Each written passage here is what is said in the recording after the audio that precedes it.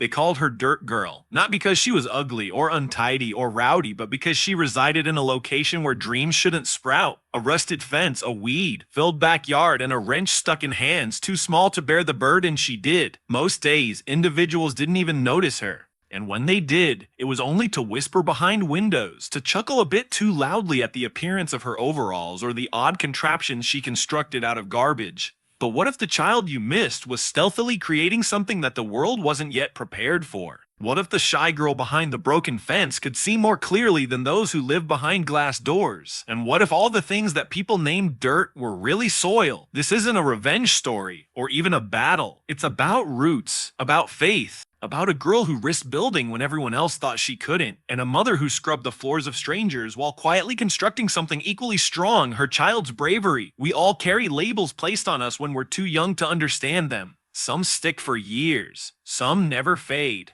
But every now and then, someone finds a way to take that label and turn it into light. So, when does a child's dream become too big for the backyard? And how far can love carry someone when the world keeps trying to hold them down? Settle in, because what starts with a wrench finishes with lift, off. And each step in between could change the way you perceive what's possible. The neighbors first noticed little Amara out in the front yard barefoot, walking on the lawn with a wrench almost half her size.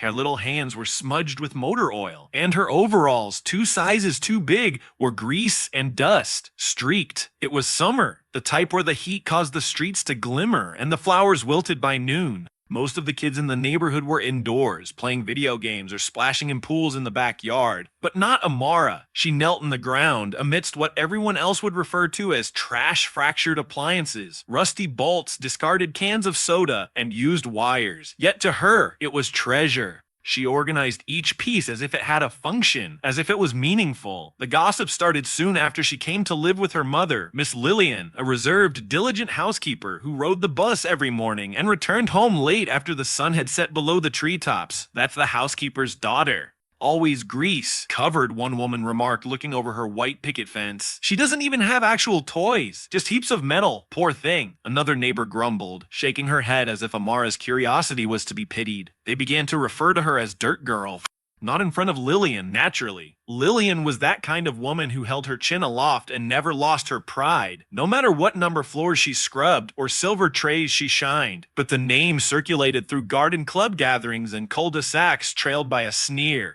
Dirt Girl's out again. She's constructing a spaceship out of garbage cans. Someone chuckled from their front porch one night. Amara overheard them sometimes. Not everything, but enough. And every time, she'd just continue on. Her hands would shake a little, and her lips would set into a thin line, but she'd never release that wrench. What they failed to notice, what none of them bothered to ask, was that Amara was doing more than playing in the dirt as a little girl. She was working on blueprints in a notebook she'd discovered in the recycling bin that was an old math textbook. She was reading twice her reading level of books from the library, copying out each diagram of rockets, engines, and flight patterns until they were torn. She had plans stuck on the back of her closet, equations written on cardboard panels, and an increasing list of things she needed, things she'd been finding one at a time. To everyone else, it seemed like madness. To her, it was form. To her, it was design. Lillian recognized her daughter was special, different. From the age of 3, Amara would disassemble toys only to discover what made them squeak or rotate.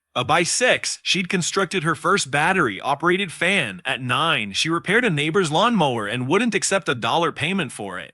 "I just wanted to see what was wrong," she'd replied, rubbing her hands on a rag. Each evening, Lillian would return home bone-weary, her knees sore, her hands raw from bleach and scrubbing. And there in the kitchen, cross-legged in a patch of space under the table, would be Amara, lost in her own tiny world of wires and concepts. "You hungry, baby?" Lillian would inquire softly, dumping her purse on the chair. Amara would peer up, eyes aglow behind oversized safety goggles. "Can I show you what I made?" And Lillian, spent, bruised, with little more than a dime to her name after rent, would get down on her knees and gaze in silent wonder as her daughter turned switches and illuminated small bulbs from discarded playthings, described circuitry as if by instinct. The two didn't have much. Their Sycamore Lane home had peeling paint, a leaning fence, and windows that creaked with the wind. But what they did have was a strong, unspoken connection, one forged in love, respect, and an unshakable belief that dreams didn't require permission. Their neighborhood, however, didn't notice that. They didn't notice the glint of Amara's eyes when she figured something out. They didn't notice the way she'd sit for hours in silence, her eyes glued to a bare wire, not budging until it snapped into position. They only noticed the dirt on her knees, the toaster bits she broke. The girl who never received birthday party or sleepover invitations. The girl who didn't fit in. And each time someone turned away, each time they looked at her as though she wasn't good enough, Amara developed another shield. She became silent, concentrated. She started hiding her creations, pulling them into the shed at the back of the house. And that's where it really started. That's where the concept was formed. A rocket. She had no idea where the idea came from. Perhaps a book, or a dream, or merely a desire to escape the burden of small minds. But having landed in her mind, it remained. I want to create something that towers, she murmured to herself one evening, looking up at the stars. Something they cannot ignore. She began small skeletal drawings, measurements, refused scraps from a junkyard Lillian's friend permitted her to explore once a month. But it increased every week, a piece here, a link there. Old pop bottles, PVC pipes, refurbished circuit boards taken from useless microwaves. And no one noticed. No one realized that in that broken up backyard where dandelions burst through the asphalt, something amazing was taking shape. Amara said little, but not nothing. She was ignored, but never plain. She was known as Dirt Girl. But what she was creating would leave every single one of them speechless. Forever. Lillian had spent 20 years working in such great, smooth houses. Mansions with ceilings so high and soft carpets, kitchens with marble countertops and crystal chandeliers, houses that had the scent of lemon oil and silent money. She was familiar with every brand of stainless steel polish, every technique for removing fingerprints from brushed metal, and how to fold towels like hotel housekeepers fold them. She never boasted, though. She never complained, either. All she ever desired was peace for herself, perhaps, but most particularly for her daughter, Amara.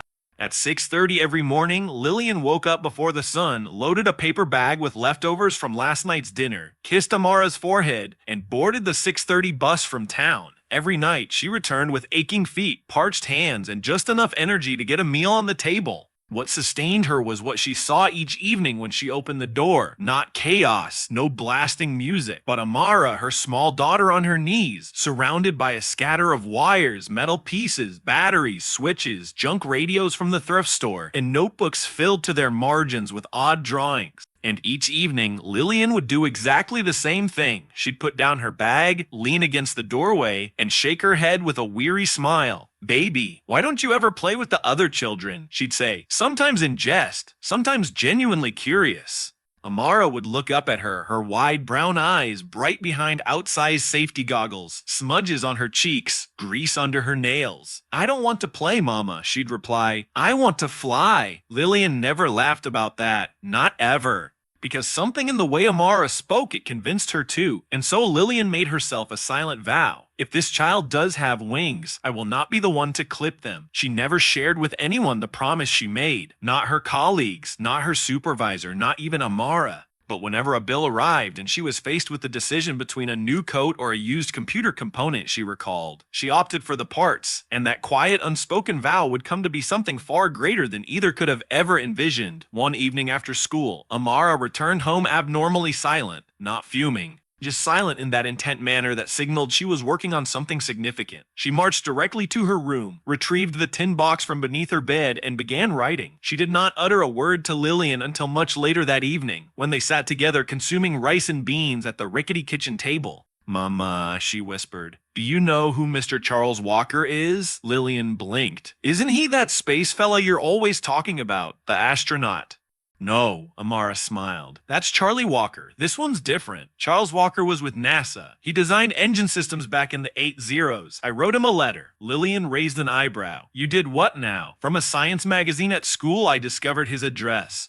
I wrote to him about my rocket. I didn't expect him to reply." She produced a creased envelope, but he did. Lillian touched the letter reverently, unfolding it as if it were printed on gold leaf. The paper was thin and old-fashioned, the script neat and clear. "Dear Amara, your letter arrived at the perfect time. I've been retired for decades, and all but a handful have forgotten my work. But your words spoke to me why I began. I don't know how much assistance I can provide, but I'd like to contribute. Let's see where it goes. Charles Walker." That letter altered everything. From that point forward, Amara had a mentor, not a classroom teacher, but a person who had lived the dream she carried in her heart. Someone who took her seriously, not as a child with a not impossible notion, but as a potential mind. They corresponded back and forth each week. Mr. Walker would send her old diagrams, extra parts, and once even a handwritten page of advice on rocket fuel substitutes for model rockets. When the parts began arriving, odd metal tubes, discarded circuit boards, pressure gauges, Lillian didn't ask him where he found them. She just nodded and said, "Be careful, baby."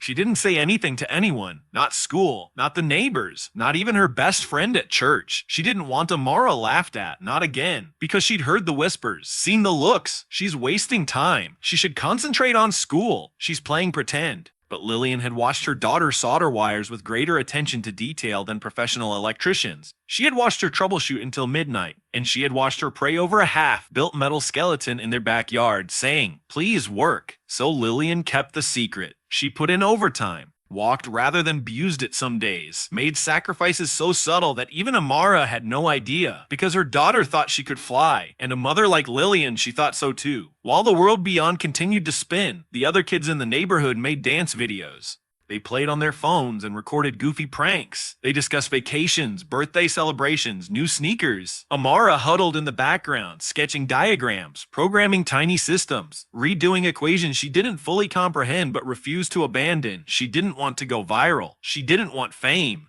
She wanted lift off, and while no one else suspected, something was coming together in the backyard. A metal frame long and unused, a cone, stabilizers constructed out of refurbished furniture pieces, wires hidden away under panels, post-it notes scribbled on the walls of the shed like a mad inventor's notebook. To the neighbors, it appeared to be junk. To Amara and Mr. Walker, it was something much greater. It could be done. The first actual noise that clanged down Sycamore Lane that morning wasn't the mail truck nor the neighbor's lawnmower. It was the cumbersome drag of metal on scrawny dirt. Amara, a head taller and 14 now, coaxed out a tall, thin frame from behind her house in an old wooden shed. It rocked back and forth on makeshift stabilizers of chair legs and PVC pipe, the body covered in sheet metal that reflected the light like a mirror. It seemed odd, foreign, out of context on a block that was famous for its tidy hedges and clean bird baths. Phones were produced in a matter of minutes, curtains swished. A trio of teenagers from 3 doors away stood at the curb, elbowing each other and gesturing. "That's her rocket," one of them snickered, whipping out his phone to take a video. "You gotta be kidding me."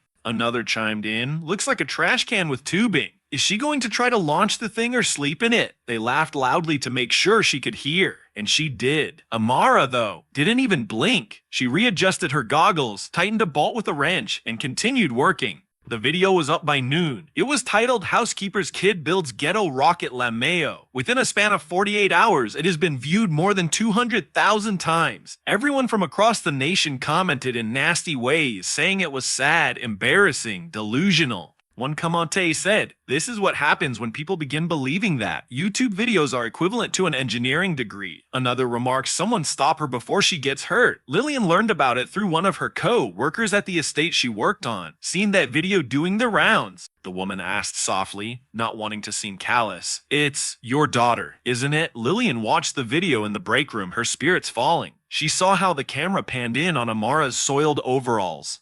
Hair home made rocket her intent face, but they didn't see the months of computation, the hours she poured into welding and sweat and heat, the blisters on her fingers, the nights she went without dinner just to figure out why her circuits wouldn't seal. They didn't care. They only saw something to ridicule. That evening, Lillian was standing in the doorway of their small kitchen and whispered gently, "Baby, maybe it's time we just slow this down." Amara gazed up from her workbench. "Stop. No," Lillian replied, voice catching. "I just worry. They're not laughing at the rocket. They're laughing at you." Amara put down her tools, her eyes normally, so intent looked glassy, but her jaw remained set. "I'm not doing this for them, Mama," she replied. "I'm doing it because I can." There was no rage in her tone, just firm confidence. Lillian didn't urge her again. Nonetheless, the world outside became louder. A week later, the principal of the school asked to see Lillian after pickup. "She's a smart girl," he started, clasping his hands on his desk. "Inventive, ambitious, but perhaps she should look for something." A little more realistic. Lillian gazed at him. Sir, with all due respect, who decides what's realistic for my daughter? I don't want to see her get discouraged. She's got potential. We don't want her to waste it on fantasy. Fantasy. Lillian stormed out without a word. When she informed Amara of the meeting, Amara didn't flinch. She just nodded and returned to her sketchbook. That summer, the laughter didn't subside. It intensified. A second video appeared this time. Someone had included mock sound effects onto her launch tests. Trash rocket takes off and comes apart. The caption stated. But each time a new round of ridicule came, Amara simply did the same thing. She worked harder. She stopped accompanying her mother to the store. She stopped walking to the park. All spare minutes were filled in the backyard, bent over her project, sun welding, coding till late at night under the light of a salvaged desk lamp. She printed free engineering textbooks online, just printing out the diagrams that she couldn't memorize. She rummaged through scrapyards for components and learned the art of haggling. She traded with a retired mechanic in the neighboring town who allowed her to sift through trash cans in return for cleaning his garage. There were failures galore. Wires fused, circuit boards scorched. A fuel test once melted a hole in the lawn and almost burned her pants. But each time something malfunctioned, Amara didn't cry. She simply grumbled, "Okay, now I know," and attempted again. Mr. Walker continued writing too. His letters became big, meticulous pages with diagrams, warning notes, and brief blasts of encouragement. You're doing what most grown engineers only dream of. Amara, don't let noise drown your signal. Lillian kept his letters in a folder under her bed. She read them when she felt afraid, because truthfully she was afraid, not just of the rocket failing, but of the world crushing her daughter's spirit, turning that quiet brilliance into self-doubt. But the more the world mocked, the stronger Amara seemed to get, and one evening with rain pounding the windows and Lillian doing dishes in the kitchen's low light, Amara entered with something clutched in her hand, a tiny blackened circuit board. "Blowed it out again," she murmured. But I diagnosed the trouble. Bad capacitor. Gonna rebuild it tomorrow. Lillian turned to regard her for a long time. "You're not afraid of not making it?" she asked. Amara shook her head. "No, I'm scared of not trying." That was when Lillian finally understood this wasn't a phase. This wasn't a dream to outgrow. It was purpose. And though the world outside might still be laughing, inside that little house on Sycamore Lane, something unstoppable was taking shape. Not just a rocket, but a girl who had already learned the most powerful thing anyone can know. That your worth isn't derived from who believes in you. It's derived from believing in yourself when nobody else will. It was a drowsy, slow Sunday morning on Sycamore Lane. The type of morning when the world went a little slower, a little softer. Lawn chairs were just being placed outside, garden sprinklers turned on, and some neighbors drank their iced tea, taking in the remaining cool air before the august sun took hold. No one had anticipated anything out of the ordinary. The sky was blue, the wind was light. Children pedaled their bicycles down the sidewalks, and someone down the street was already barbecuing. Then they heard it, a low, unusual hum, not particularly loud at first, just loud enough to get a few people to stop sipping. Then a spark sharp, brilliant. Then the rumble, not thunder, not an automobile. Something else, something mechanical. Heads turned individually. People stood up, came out onto porches, opened side gates, put down their drinks. And there, in that same backyard they'd hushed and gossiped and dismissed for more than a year, stood Amara. She wasn't the little girl with oil-stained overalls anymore. She was in a hand-sewn, patch-covered flight suit, her name embroidered on the chest, and an old bike helmet painted a fresh silver. Her hands trembled slightly, but her gaze was fixed ahead intense. By her side was a man few knew. Although some had glimpsed his face in a newspaper years earlier, Mr. Charles Walker, retired NASA engineer. White hair neatly styled, hands clasped behind his back. A quiet, pleased smile spread wide on his face. Before them was the rocket, 10 feet tall. Sleek, narrow at the nose, spread stabilizers like legs, standing firm on the rough terrain. Cobalt blue paint and silver streaks and markings in Amara's script, like something from a fantasy and still intimately real. No one spoke for several elongated seconds. Then Mr. Walker came forward. He addressed it loud and clear, his voice traveling over the fence lines and open porches. This rocket, he said, was not constructed in a laboratory. His outstretched hand waved toward the yard. It was not constructed on grants or appropriations. No team, no classroom, no privilege.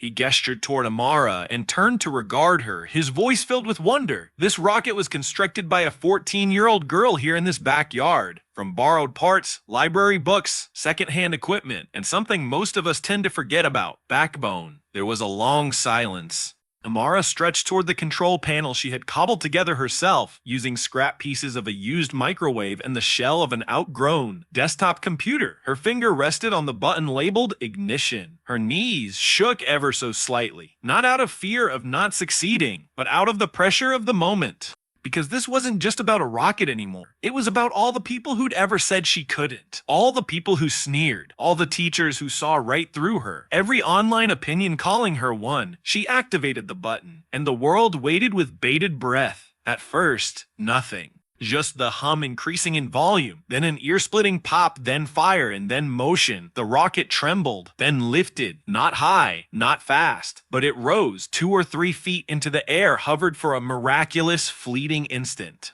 and then tipped gently to one side and crashed into the dirt with a wisp of smoke. Silence. And then, gasp, then, applause, then, cheering. The children on bicycles clapped with abandon. Neighbors on porches stood with mouths agape, not knowing what to say. Some people yelled, "She did it." Others just gazed at the spot in the yard where, mere moments before, Amara's dream had soared. Not a high flight, but enough. Enough to get the attention of those who said it wasn't possible. Enough to squelch the laughter. Enough to change the air in that community for all time. Lillian was standing at the fence line of the yard, fingers to her lips, tears falling from her eyes. She hadn't been brave enough to hope that it would actually lift. She had thought that the flame might sputter out, or that it wouldn't even shift, but it had shifted, only enough to make the impossible seem possible. Amara faced the little group of people who had stopped to stare. Her hands were smeared with soot, her face glistened with sweat, but her mouth was smiling quietly and peacefully, and she said nothing. She didn't have to, because the rocket had done her talking. The neighbors walked slowly forward at first. A man who lived 3 houses down asked, "Did you build that yourself?" "On your own." She nodded once. An older woman stepped closer. "You made the plans too." Another nod. A girl who had once recorded her ruthlessly now stood in dumbfounded silence. Phone dipped. No words on his lips. "Mister." Walker moved back, allowing Amara to absorb it, allowing her to stand in that moment, her moment. You know, he spoke softly to Lillian. Most of these kids with this type of mind, they get caught up in programs, internships, competitions.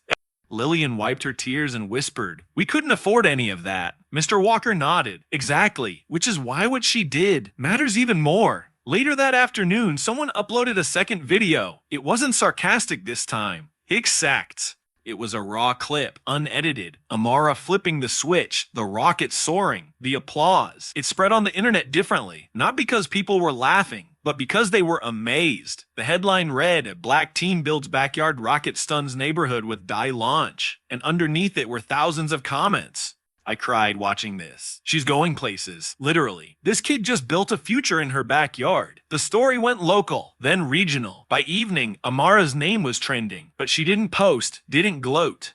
She simply washed her hands, took off her helmet, and sat next to her mother on her front porch as the sun dipped into the sky. "I thought it would go higher," she whispered. Lillian took her hand gently. "Baby, you went higher than any of them ever thought you could."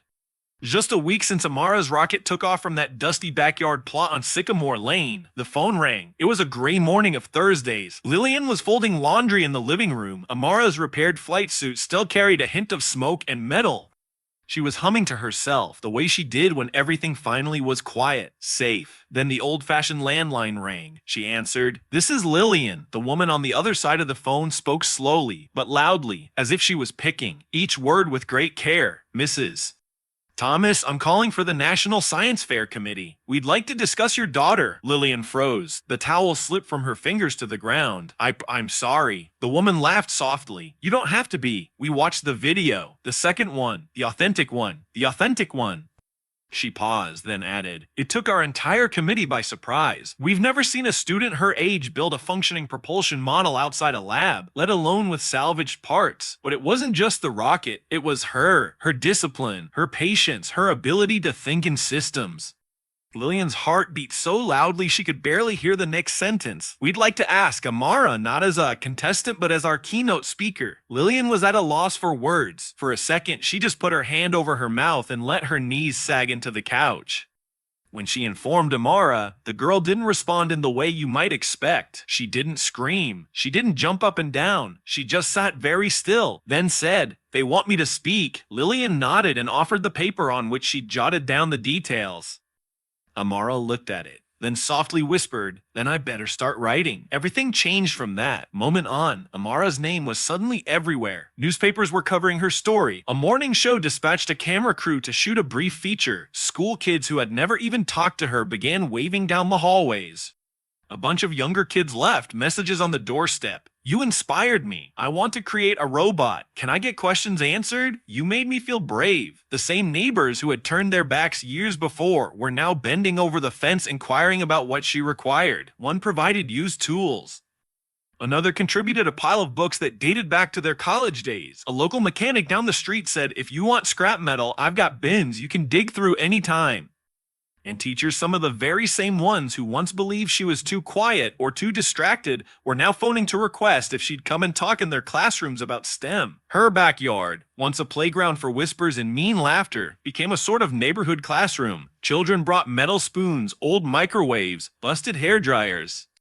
Others brought nothing but questions, and Amara invited them all. She made rough schematics on cardboard and stuck them to the shed wall. She had the younger ones push buttons on the control panel or operate basic circuits. She reminded them what Mr. Walker had reminded her of. Each piece has a function, even the broken-looking ones. It didn't end there. About 2 weeks later, Amara received a letter in the mail with a seal. It was a scholarship from one of the world's top engineering academies. No need to apply. Her work already spoke for itself. Invitations to visit universities followed. Personal tours, discussions requesting her input on youth innovation. One night following dinner, there was a knock at the door. Lillian opened it to the mayor, holding a plaque. "We wanted to honor your daughter," he told her. "Not only for what she constructed, but for what she's become. A symbol of perseverance, of elegance under pressure, and of what can happen when we cease to judge and instead listen." Lillian welcomed him inside. They drank lemonade at the same kitchen table where Amara had soldered wires under candlelight. The town hall was where the community awards ceremony took place. It was simple, but crowded, full of chairs, bodies lined up in the back. Lillian was seated in the front row, clutching a tissue in her hand, heart full of pride and incredulity. Amara stepped out onto the stage in the same flight suit, patches cleaned and pressed. Her hair was tied back, her face serene, her shoulders straight. No platform could have stood her taller than she did anyway. She glanced out over the crowd, over the very individuals who once sneered at her behind blinds, over the teachers, the friends, the strangers, and she started. "They called me Dirt Girl." There was a silence in the room. She stopped. "Because I worked in the yard, because I didn't have the proper clothes, because I didn't look like a scientist was supposed to look." She breathed. "But soil, that's where seeds are planted. That's where things begin to grow. And I grew something unexpected." The room fell silent. Then there was a single clap, then more, then a standing ovation. Lillian stood as well, tears streaming openly. She didn't hide them, not that evening. Then a woman in the audience turned to her friend and whispered, "That housekeeper's daughter, she just changed everything." She had. Not the talk in people's eyes about science anymore. Not the way people perceived young girls with crazy notions, but the way they perceived value. No longer bound to position, no longer constrained by silence. One girl, one brain, one rocket blasting off from a piece of ground and taking the entire neighborhood with her. Sometimes the ones the world tends to overlook are the brightest spark. Within small backyards and small homes, dreams are created not from fame or fortune, but from strength and the little love of someone who believes in us when no one else will. We all encounter times when others attempt to make us small, when the voice of doubt is louder than the whisper within. But Amara's tale tells us otherwise. It's not where you began, but what you keep close that determines your destiny, and perhaps, just possibly, the smallest places are where the greatest stories start.